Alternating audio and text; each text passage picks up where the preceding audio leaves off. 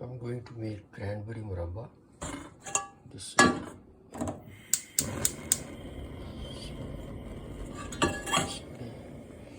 a few things to add it.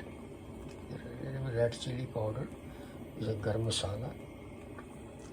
The cinnamon powder is a half spoon actually, and chili powder is a lot less than half teaspoon. It looks like it's spread it here.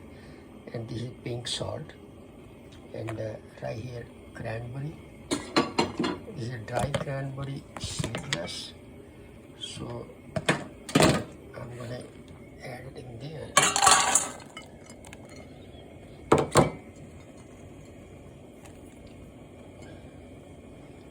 And 1 cup of water.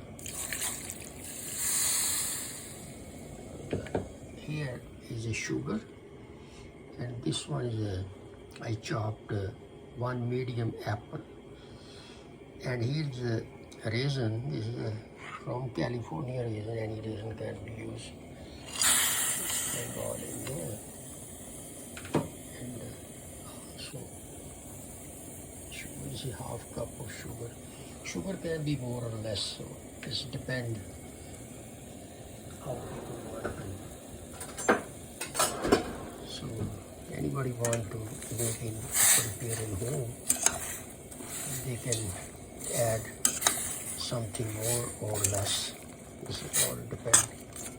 So here, this one is all going together. Cinnamon powder, chili powder, salt, and garam masala. Garam masala is available Amazon or many eBay or many other. Don't even have to leave home to buy something.